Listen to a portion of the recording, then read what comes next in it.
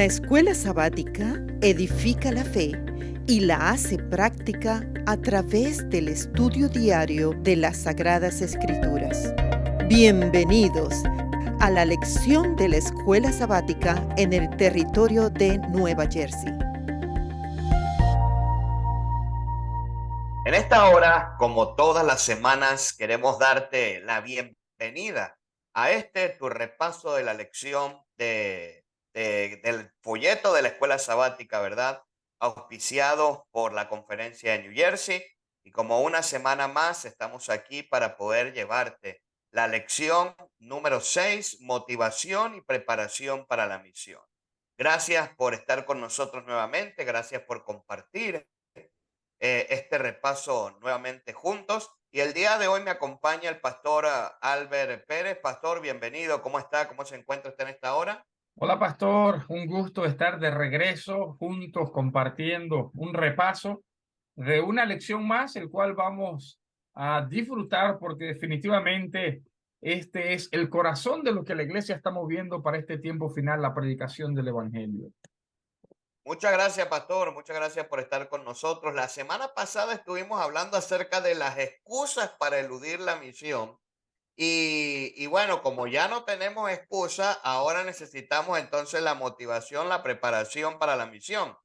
Y dice el libro de Lucas, en el capítulo número, perdón, el capítulo número 24, el verso, disculpen, es que está tos. El capítulo 24, el verso 44 dice, estas son las palabras que le hablé cuando estaban aún con ustedes. Era necesario que se cumpliese todo lo que está escrito de mí en la ley de Moisés, en los profetas y en los salmos. Y vamos a después a desglosar un poco más este versículo en la semana, especialmente en el día domingo. Pero el apóstol Pablo, allí en el libro en la carta de Filipenses, dice que, bueno, que muchos predicaban el evangelio por rivalidad, por sinceridad, por envidia, por contienda, pero entonces él terminaba diciendo, bueno, lo importante es que el mensaje de Cristo sea promocionado y sea anunciado. Ahora, ¿cuál es entonces la verdadera motivación que nosotros tendríamos que tener para predicar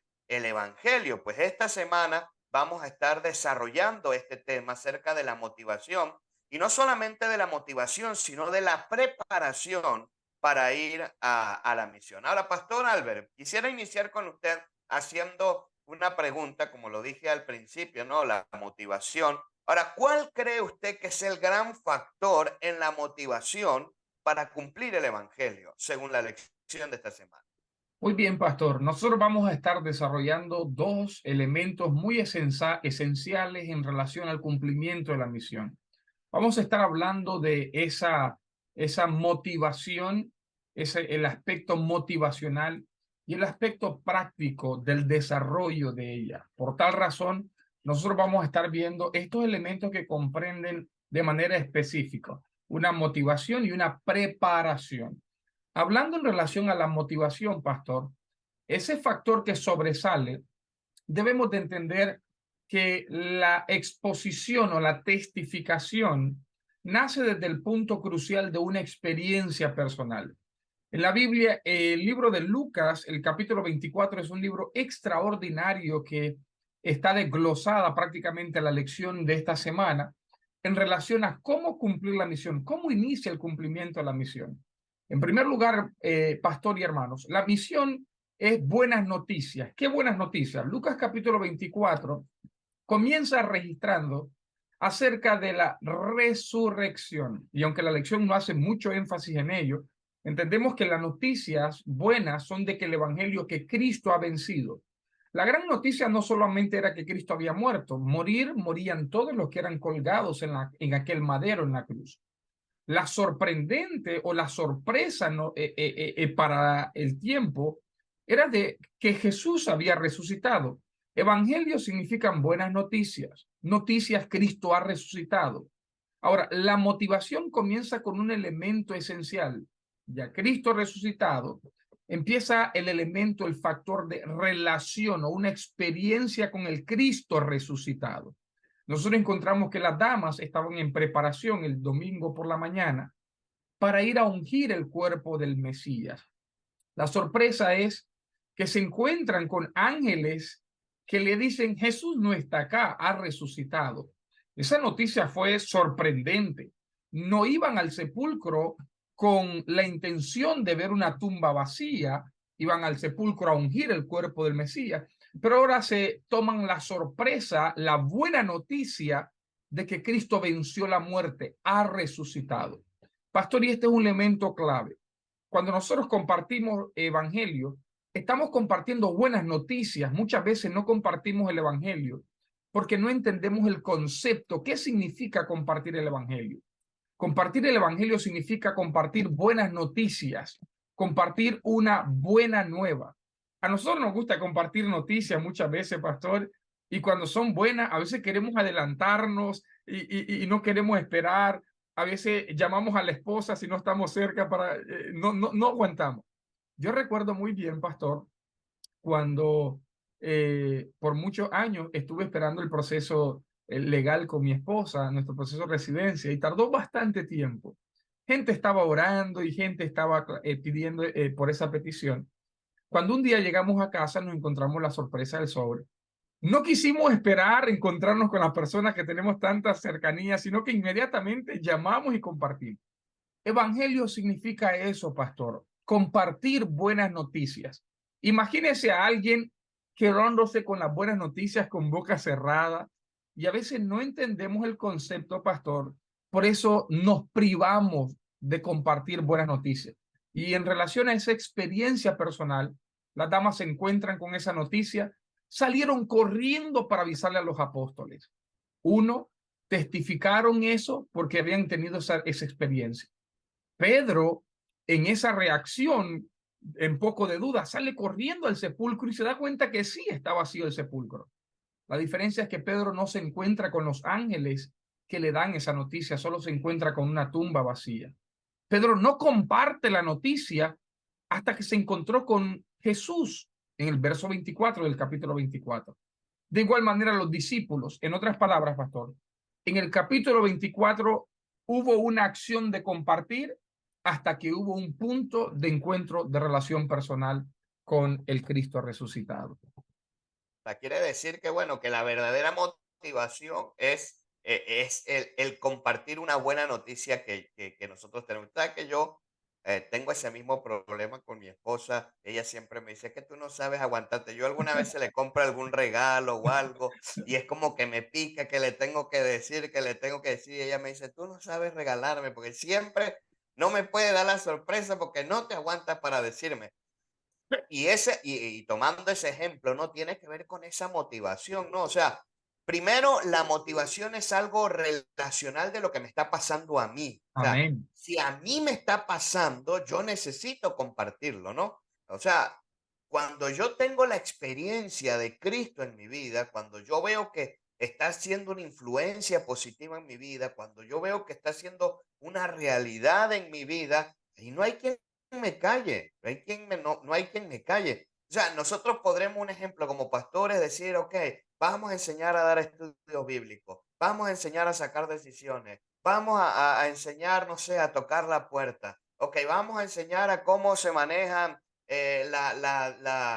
cómo se predica el evangelio, pero si el hermano o la persona o inclusive uno mismo no está teniendo esa experiencia con Dios, no importa la cantidad de material, información que reciba. O sea, la verdadera motivación tiene que ver con la relación que yo estoy teniendo con el Señor y la buena noticia que me causa esa relación para poder testificar. De Ahora, hecho, pastor, pastor, ajá, perdón, dígame. de hecho, Pedro es un ejemplo clave.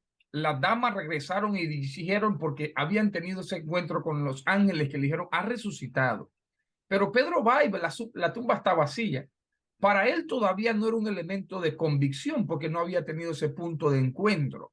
Pedro se vuelve un testificador hasta que entonces tiene ese encuentro con Dios. Así mismo es. Entonces, mis queridos, si estás escuchando esta lección, el primer paso, la primera motivación para ser un testificador es una experiencia relacional con Dios, que Amén. te cause esa buena noticia para poder compartir ese evangelio con los demás. Pastor, ¿cuál debe ser el fundamento de nuestra testificación? Ahora, muy bien, pastor. Cuando nosotros hablamos de testificar, recordamos que estamos hablando de un Mesías, un Cristo resucitado, venció la muerte y por su resurrección, entonces, victoria sobre el pecado. Nosotros debemos de tener un fundamento. Esta mañana, mientras estaba haciendo mi devoción, justo estaba en el libro de Hechos y hay un fundamento el cual el ángel le dice a Felipe, acércate a tal personaje, eso no está en la lección, pero dice la Biblia que cuando Felipe escuchó que estaba leyendo la escritura y entonces se acerca a tratar, dice que abrió su boca y comenzando desde la escritura le anunció el evangelio de Cristo. La testificación tiene un fundamento, pastor. Y cuando nosotros relacionamos esto, de hecho, que no estaba en la lección, pero es un factor que aporta, lo relacionamos con Lucas 24, que es el capítulo que estamos estudiando, nos damos cuenta que la experiencia personal es muy importante, pero Jesús no se conformó solo que pudieran tener esa experiencia de saber que el Mesías había resucitado, sino que lo llevó a una etapa no basada en el punto sentimental, sino en la etapa de la razón, el conocimiento de la palabra profética. Por eso nosotros encontramos que Jesús estaba hablando y dice el versículo 44, haced que os penetren en los oídos estas palabras. Y está hablando específicamente de palabras que ya tenían relación, contacto, la palabra. Así que, pastor, el elemento, factor o el factor fundamental, profético en la testificación siempre debe ser basado en la escritura.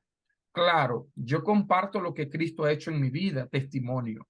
Yo comparto lo que el evangelio ha provocado en mi ser, pero la testificación siempre tiene como fundamento profético la escritura, la palabra de Dios.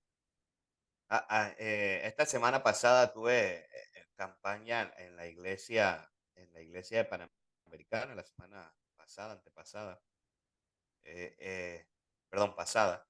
Entonces alguien me decía, ¿no? Me decía, una de las visitas me decía, pastor, es que hay tantas religiones, ¿cómo yo sé cuál es la verdadera? Porque yo estaba contando de mi experiencia de lo que Jesús había hecho por mí.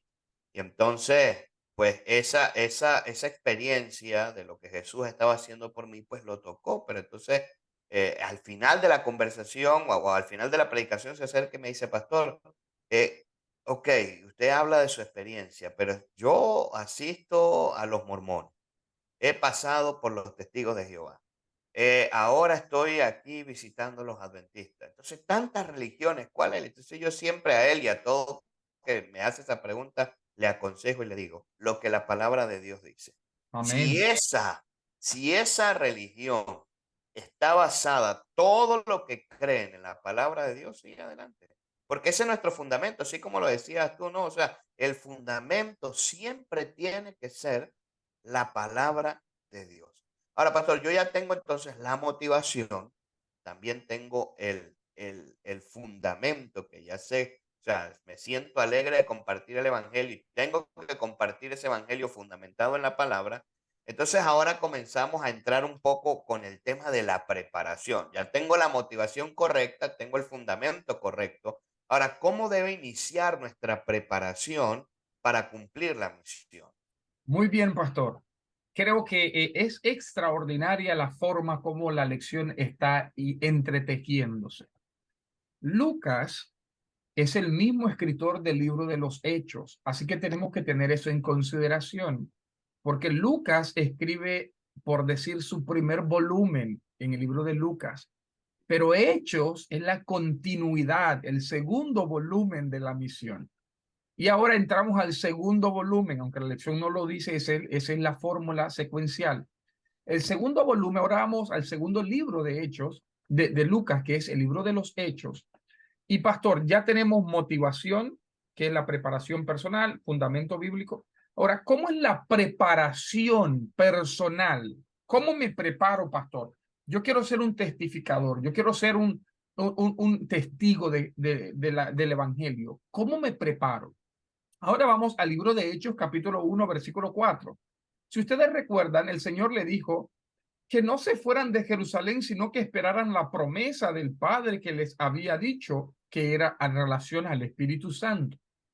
Pastor, y es interesante que aunque estaban motivados y aunque ya tenían en la comisión de predicar el Evangelio, necesitaban algo y era el poder del Espíritu Santo. Y usted recuerda bien que dice el libro de Hechos capítulo 1 que estaban los aproximadamente 120 en el aposento alto, orando, buscando ese bautismo del Espíritu Santo.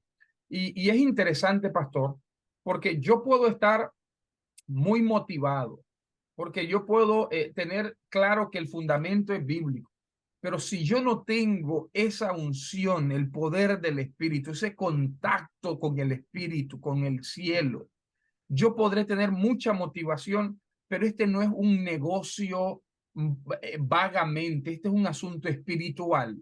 Y yo podré tener motivación, pastor, pero si yo no tengo el Espíritu, simplemente seré un motivador y no un testigo. Y por eso es un complemento. Yo necesito estar motivado para testificar, pero no hay testificación sin el Espíritu Santo o testificación efectiva sin el Espíritu Santo. Por tal razón, pastor, ahora estaba la preparación personal, que es oración. Estaban en el aposento alto orando y dice la Escritura que recibieron el Espíritu Santo. Eran 12 los encargados de dirigir la misión. Y ellos también se prepararon. Si usted recuerda, pastor, faltaba un discípulo por la ausencia de Judas. Y mientras llegaba el Espíritu, entonces comenzaron a tener la organización logística. Hay que volver a reemplazar el que falta. Hay que organizar. Y mientras eso ocurría, tenían la preparación, pero no dejaban de orar porque necesitaban la unción del Espíritu también en ellos. Y es que la clave al final, pastor, de todo lo que tiene que ver con la misión y la predicación del evangelio está ahí en el Espíritu Santo. O sea, no importa cuántas estrategias nosotros podamos tener, no importa cuánto pensamiento, cuánta preparación, podemos decir, no, con esto lo voy a convencer. O sea, si no está presente el Espíritu Santo, al final es en vano, tú lo decías, no, esto no es un negocio y a mí me llama la atención cuando dijiste esto no es un negocio, no, porque ahora están los coaching de negocios, ¿no? Y te dicen, esta estrategia hay que hacer para esto y tú que quieres ahora ser un emprendedor, tienes que hacer esto y hacer lo otro y si sigues estos pasos vas a tener una empresa exitosa. O sea, el evangelio no es así, o sea, no importa por qué tanta estrategia nosotros podamos poner, no importa qué bonito podamos nosotros inclusive predicar, no importa, o sea, cómo podamos combinarlo con el llamado clave, la presencia del Espíritu Santo, y Mm. ese es el inicio de la preparación de cada uno de nosotros. Ahora, pastor, ¿qué elementos deben prevalecer al practicar la misión en conjunto?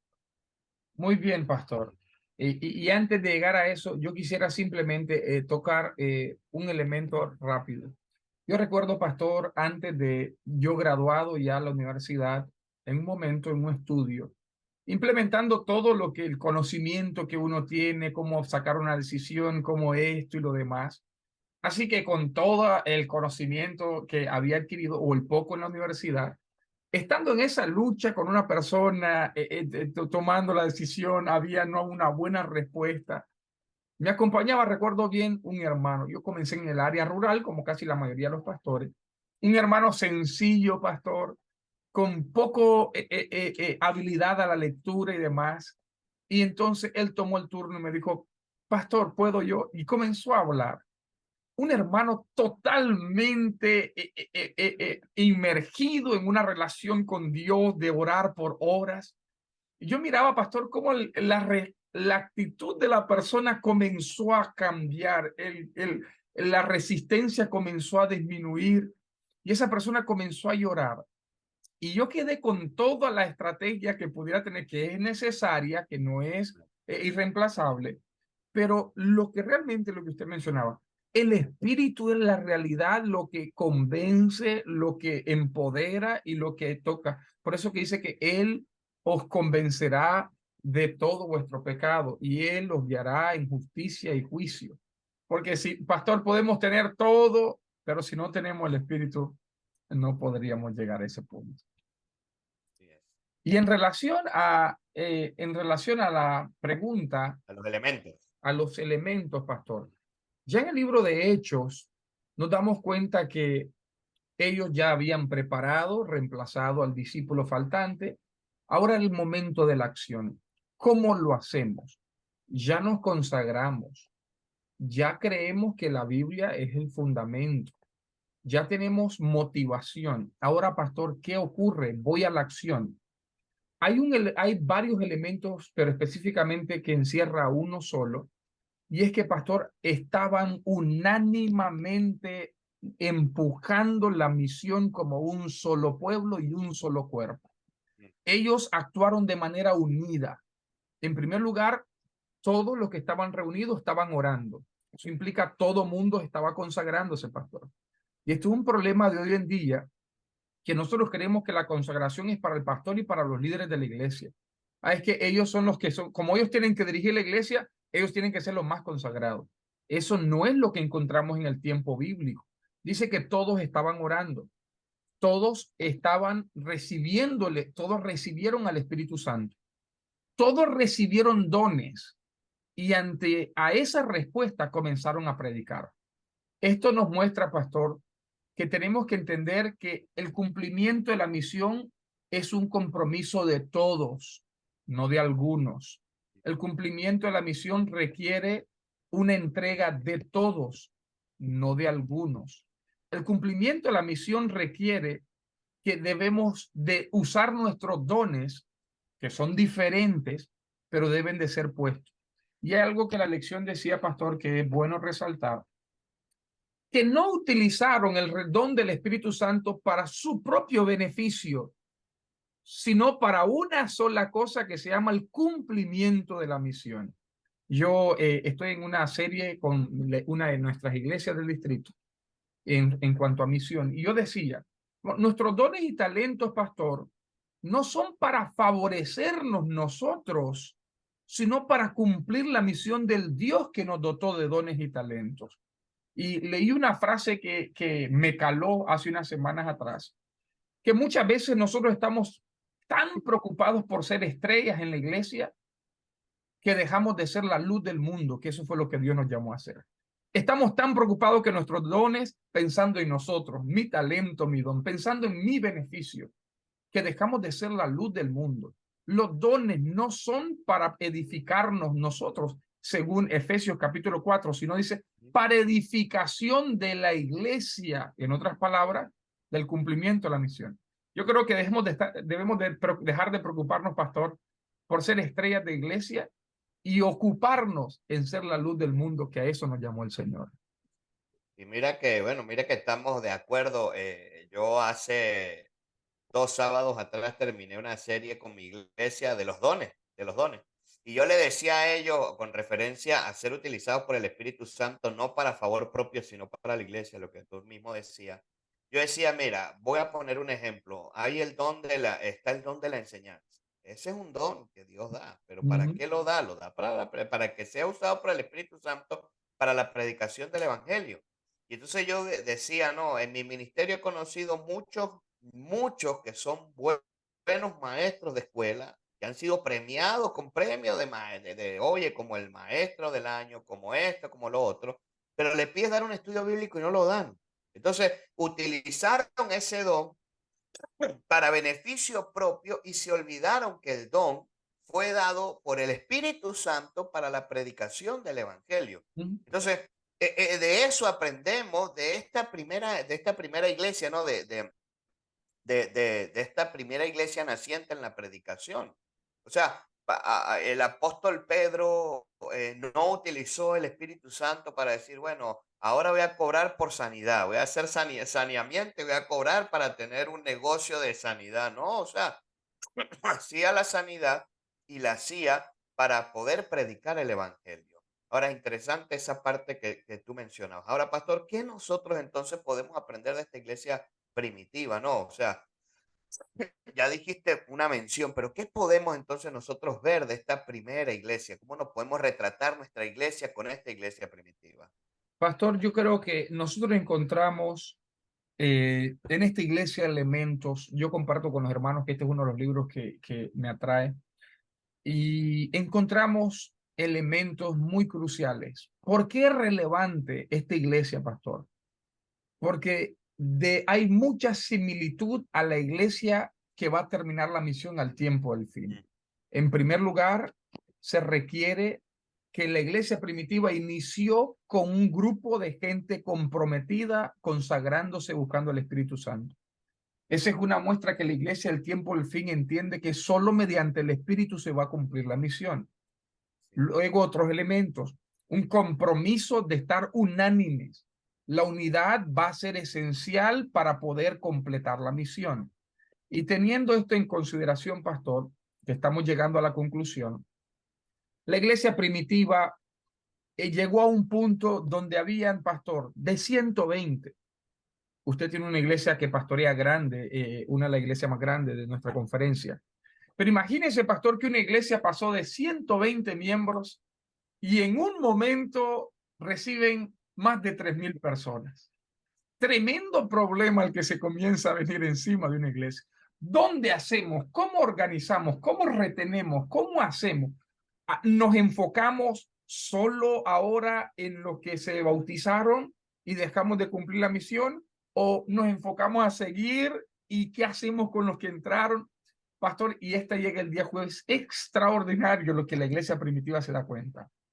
Comienzan a hacer dos puntos de solución para la iglesia. Uno, comienzan a atender a los nuevos miembros. Y la Biblia dice que le tenían la doctrina de los apóstoles, la enseñanza, la comunión, el compartir, involucrarlos, en conectarlos unos con otros. Participaban del partimiento del pan, la Santa Cena, las oraciones en grupo, relación, coinonía.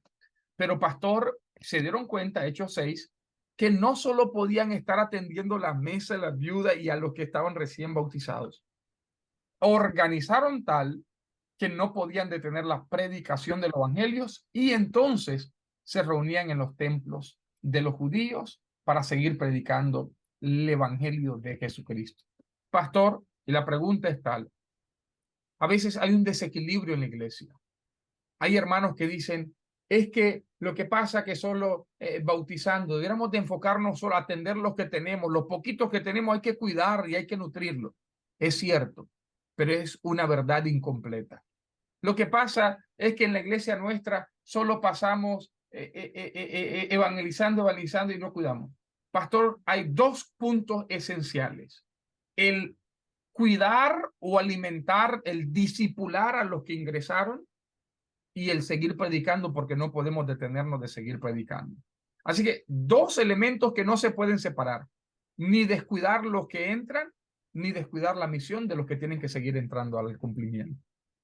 Pues esa iglesia fue perseverante en la misión, no paró allí, estaba cuidando. Y yo creo que, hablando de eso, ¿no? Porque creo que la mejor forma de discipular a los que entraron es involucrarlos en la obra misionera. O sea, ahí van a tener que crecer porque van a estudiar la Biblia, van a saber a compartir. Es la mejor forma de atender y la iglesia primitiva así lo hizo como nosotros lo tenemos que hacer. Ahora, hay unos desafíos que estamos teniendo la lección todas estas semanas, ¿no? Toda esta semana.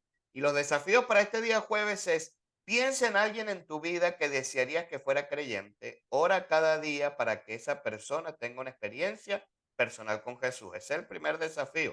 Pero hay un desafío más avanzado, ¿no? ¿A quién estás discipulando y conduciendo a una relación con Jesús?